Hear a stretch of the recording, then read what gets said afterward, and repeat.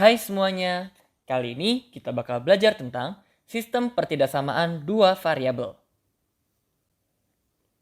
Di sini kita akan belajar dua sistem pertidaksamaan dua variabel, yaitu yang pertama kita akan memiliki sistem pertidaksamaan dua variabel linear kuadrat atau SPT DVLK. Dan yang kedua, kita akan belajar tentang sistem pertidaksamaan dua variabel kuadrat-kuadrat atau SPT DVKK. Sebelumnya, kita coba belajar dulu yuk mengenai definisi setiap kata-katanya. Di sini kita punya sistem pertidaksamaan dua variabel, linear, dan kuadrat. Kita coba belajar dulu dari sistem. Seperti video sebelumnya, sistem itu adalah kumpulan suatu unsur. Dalam konteks ini, unsurnya itu adalah pertidaksamaan. Nah, berarti pertidaksamaan itu adalah maksudnya bermain dengan lambang-lambang pertidaksamaan, yaitu lebih besar dari, kurang dari, lebih besar dari sama dengan, dan kurang dari sama dengan. Jadi bukan sama dengan doang ya teman-teman. Selanjutnya dua variabel. Berarti kita bermain dengan dua hal yang kita tidak ketahui. Mau itu x, y, atau p, q, atau a, b. Yang penting variabelnya hanya ada dua. Linear. Linear itu berarti variabelnya hanya pangkat satu, yaitu x atau y atau z. Jadi variabelnya hanya pangkat satu atau kurang gitu ya teman-teman. Jadi bisa ada konstantanya juga. Itu yang kita sebut sebagai linear. Sedangkan untuk kuadrat itu adalah variabelnya pangkat 2. Jadi kita akan punya x kuadrat atau y kuadrat atau bisa juga kita mempunyai x kuadrat tambah x minus 1 gitu. Jadi variabelnya pangkat 2 atau kurang gitu ya teman-teman. Tetapi harus ada yang pangkat 2. Itu yang disebut sebagai kuadrat. Nah, jadinya kita akan memiliki dua tipe pertidaksamaan. Yaitu yang pertama adalah pertidaksamaan linear dua variabel yang memiliki bentuk seperti ini. Y titik titik titik AX tambah B. Nah, titik-titik ini kita isi dengan tanda pertidaksamaan. Baik itu lebih besar dari, kurang dari, lebih besar dari sama dengan, atau kurang dari sama dengan. Nah, tipe yang keduanya adalah pertidaksamaan kuadrat dua variabel. Atau bentuk umumnya seperti ini. Yaitu Y titik titik CX kuadrat ditambah DX tambah E. Di mana A, B, C, D, E-nya itu adalah anggota dari bilangan real. Jadi adalah bilangan apapun itu, bisa negatif, bisa positif.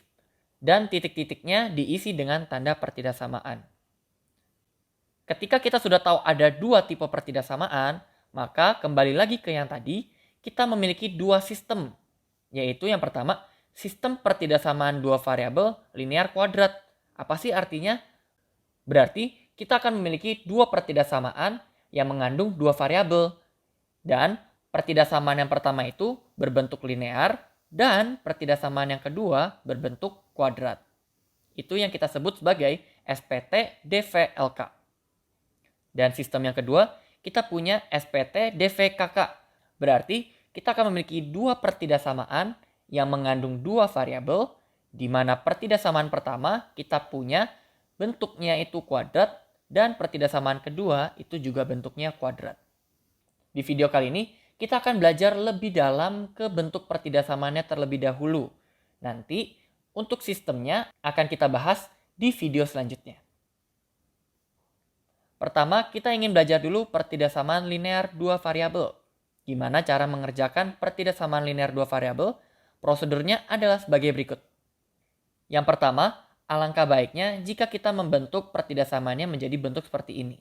Di mana ruas kirinya itu bentuknya Y, dan ruas kanan itu adalah yang variabelnya X beserta konstantanya. Agar pengerjaannya lebih mudah saja. Di mana titik-titik ini diisi dengan tanda pertidaksamaan ya teman-teman. Selanjutnya nomor 2. Kita cari dulu titik potongnya. Titik potong itu ada dua. Yang pertama adalah titik potong dengan sumbu X. Dan yang kedua adalah titik potong sumbu Y. Bagaimana caranya? Kita ambil dulu garis Y sama dengan AX plus B. Jadi walaupun tadi kita punya bentuknya pertidaksamaan, untuk mencari titik potong lebih mudah untuk dibuat sama dengan teman-teman. Untuk mencari titik potong sumbu X, kita ambil Y-nya sama dengan 0. Berarti nanti kita akan punya 0 sama dengan AX tambah B. Sedangkan untuk titik potong sumbu Y, kita ambil X-nya yang 0. Berarti kita akan punya Y sama dengan A kali 0 tambah B. Nah, garis ini akan membagi bidang kartesius menjadi dua daerah. Sehingga kalau kita sudah bermain dengan daerah, kita bisa mengambil satu titik uji, teman-teman. Lalu kita masukkan ke pertidaksamaan yang kita miliki. Nanti akan ada dua hasil. Yang pertama, jika memenuhi pertidaksamaannya, maka daerah itu adalah solusi dari pertidaksamaannya. Sedangkan jika titik itu tidak memenuhi pertidaksamaannya, maka daerah lainnya atau daerah satunya yang merupakan solusinya. Lalu langkah yang terakhir adalah membentuk garisnya.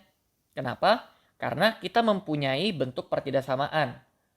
Jadi di sini bisa kita lihat kalau bentuk pertidaksamaannya tidak ada sama dengannya, maka kita menggambarkan garisnya itu putus-putus.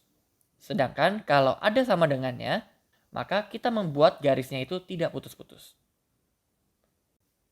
Kita coba lihat contoh, kita punya X min 2Y kurang dari sama dengan minus 2. Di sini kita coba bikin dulu agar variabel Y-nya itu ada di ruas kiri dan variabel X-nya itu ada di ruas kanan ya. Langkah pertama yaitu menjumlahkan setiap ruas dengan 2Y.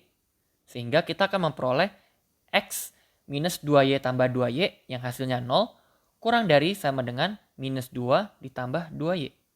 Lalu setiap ruas kita tambah 2. Sehingga kita akan memperoleh X tambah 2 kurang dari sama dengan 2Y.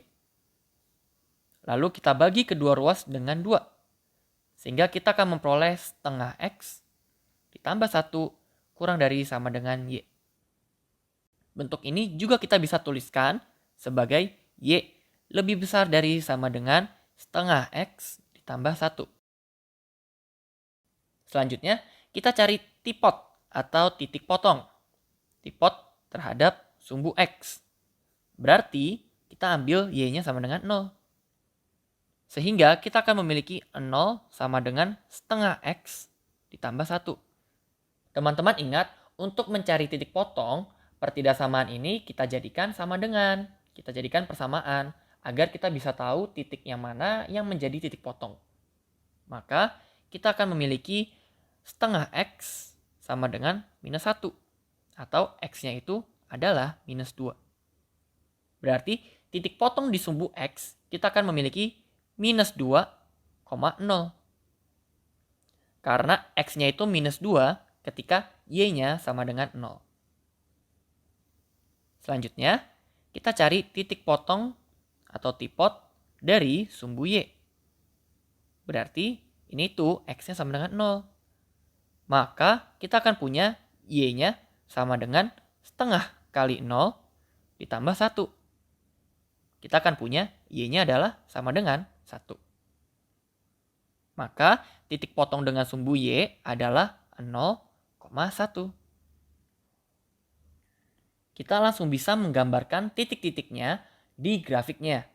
Sehingga kita akan memiliki titik potong dengan sumbu X itu di minus 2,0.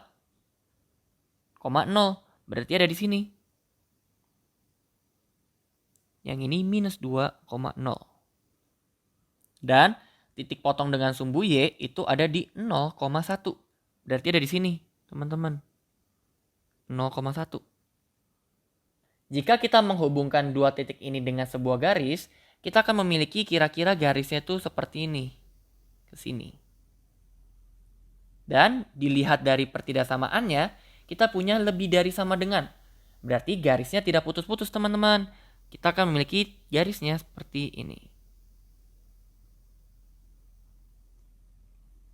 Nah, sekarang kita akan mencari daerah solusinya.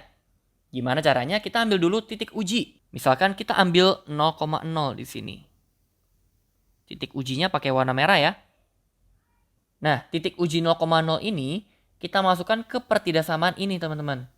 Dan kita mau lihat apakah titik itu memenuhi atau tidak.